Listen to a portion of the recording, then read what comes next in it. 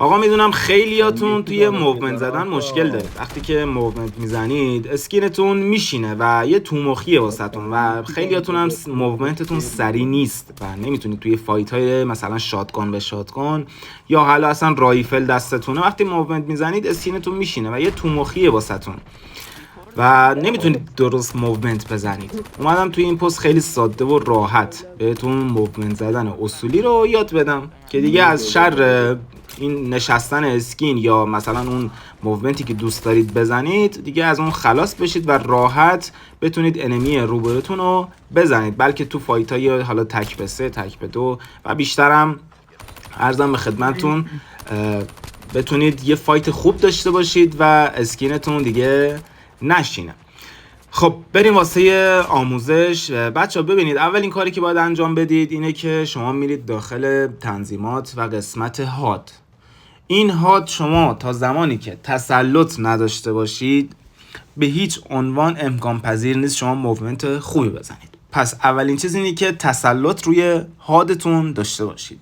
دومین گزینه توی بیسیک، تنظیمات بیسیکتون باید اوکی باشه که قبلا پستشو گذاشتم توی یوتیوب، میتونید برید ببینید. توی پستای قبلی آموزش کاملش رو گذاشتم. حالا دو تا گزینه اینجا خیلی مهمه. یکیش اسلاید هینت، این گزینه که دارید میبینید اینو باید آن کنید. این گزینه باید آن باشه. میایید پایینتر همینو یه گزینه هست به اسم کامرا FOV که این واسه کارش یعنی که دوربین گوشیتون رو به عقب میبره، یعنی اسکینتون رو دورتر میکنه از صفحه نمایش.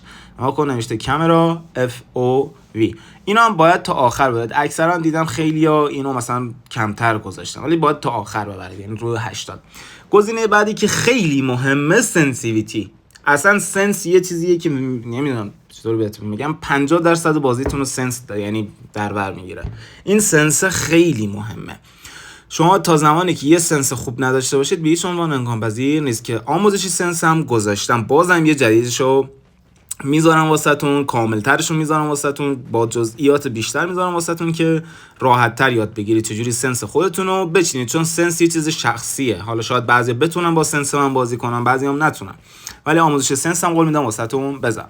حالا توی موومنت زدن اولین کاری که باید ببینید، ساده میخوام بهتون بگم بچه‌ها، از اون ریز اولین کاری که آقا یه موومنت راحت بزنی. اون اول بار دیدی یه موومنت نکن، یه فقط موومنت بزنی. و کار بعدی چیه که باید انجام بدی؟ اینه که موومنت که میزنی باید سویچ کنی رو گانت. چجوریه؟ نکن اول میزنی رو گان و بعد موومنت تو میزنی. حالا بیایم سخت‌ترش کنیم. موومنت که میزنی سویچ رو گان که کردی صفحه تو بچرخون، یعنی مثلا صفحه موومنت رو به عقب میشه. نکن همزمان که چیز میکنی اول میزنی رو گان، موومنت تو میزنی، صفحه تو میچرخونی، میشه موومنت رو به عقب. حالا همینو باهاش تیر میزنی، این مرحله به مرحله. پس اول شد یه موومنت ساده، بعد اول رو گان میزنی و موومنت میزنی. دوم اینه که برمیگردی که میشه موومنت مثلا رو به عقب، به چپ، به راست. کار بعدی اینه که حالا که برگشتی تیر بزنی، میشه ناکن. این 4 مرحله بود.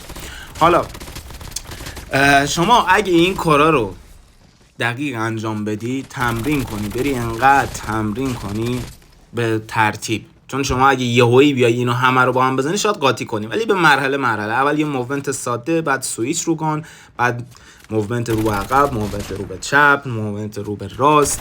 اینا رو که همزمان انجام بدی خیلی دستت راه میفته و خیلی راحت‌تر میتونی اون موومنتی که مد نظرت مثل چیزی که تو تصویر داریم میبینید راحت انجام بدید که اسکینتون هم مثلا نمیشینه. اگه هم بشینی 1 در مثلا 1000 خیلی کم پیش میاد، ولی باید دونه به دونه انجام بدید. یه هنری اینجوری بخوای موومنت بزنی کم کم یا بخوای بری سر اصل مطلب قاطی میکنی. مرحله به مرحله همون جوری که قشنگ تو این ویدیو توضیح دادم قشنگ پیش برو و راحت یاد میگیری.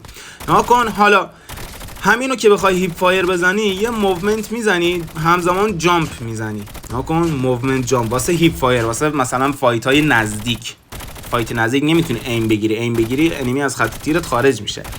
واسه فایت نزدیک نکن موومنت میزنی، جامپ میزنی، همزمان دستت رو هیپ فایر. این میشه مثلا یه موومنت نمیدونم واسه هیپ فایر. اون واسه ایم گرفتم و این واسه هیپ فایر. حالا نکن اصلا به خدا چیز سختی نیست، فقط تمرینه. نکن حالا همینو بخوای سخت‌تر کنی، دیدی بعضیا موومنتشون سریع، میگی خدای این جم گرفتتش چجوریه. نکن همزمان شما روی دوتا گان باید بتونید سویچ کنید و صفحتون رو بچرخونید. یعنی انگشت سمت راستتون خیلی مهمه، با این صفحتون رو میچرخونید. حالا بچه‌ها توی فایت های تک به تک اگه دراپ شات بزنید به هیچ عنوان انمی شما رو نمیزنه، مگه اینکه پینگش خیلی پایین باشه، مثلا پینگ 10 و 20 داشته باشه یا ایمش خیلی قوی باشه که بتونه شما رو بزنه. وگرنه تو فایت های تک به تک اگه شما دراپ شات قشنگ بزنید به هیچ عنوان انمی نمیتونه شما رو تو فایت تک به تک بزنه. حالا گفتم این دراپ شات چون جزء موومنت بگم حساب میشه، جزء نمیدونم مغز بازی حساب میشه، ولی گفتم اینم بهتون بگم. شما ببینید واسه دراپ شات زدن اولین کاری که باید انجام بدید چیه؟ اینه که شما یه موومنت میزنی، مثلا انمی الان جلوی شماه، خب تیرم بهت زده، اصلا یکی دو تا تیرم بهت زده، مهم نی. اولین کاری که میکنی یه موومنت میزنی، وقتی که موومنت زدی از خط تیرش خارج میشی، خب تا انمی بخواد خط تیرشو بیاره سمت تو یکی دو تا تیر میس میده.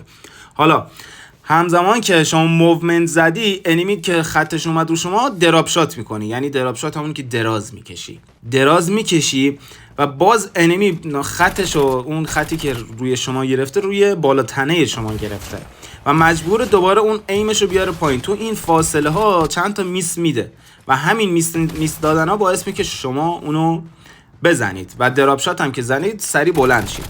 این هم واسه دراپ شات. بچه‌ها حالا کارهایی که بهتون گفتم و ریز به ریز اگه انجام بدید تهش موومنت زدنتون اینجوری میشه. ناکن موومنت میزنی روش، موومنت میزنی شاتگان میکشی، سری موومنت میزنی سویچ میکنی روی گان رایفلت، حالا اسنایپر، حالا هر چی که بود دیگه. اصولشه که یاد بگیری با هر گانی راحت میتونی بزنی، اصلا چیز سختی نیست. همزمان دراپ شات بزنی، اون چرخش صفحه با انگشت سمت راست خیلی مهمه. ناکن هیپ فایر بزن، بپر، جام بزن، موومنت بزن، سریع سویچ کن روی شاتگانت. اصلا یه چیز خیلی ساده ایه، نباید اصلا سختش کنی، فقط مرحله به مرحله انجام بده. قول بهت میدم خیلی ساده یاد میگیری، چه با شاتگان بخوای دیگه موومنت بزنی، چه با هر گان دیگه، چون شما اصولشو یاد گرفتید. اگه از این آموزش لذت بردید خوشحال میشم سابسکرایب کنید، حتما این ویدیو لایک کنید که یه حمایتی از من بشه و منتظر آموزش‌های دیگه هم باشید.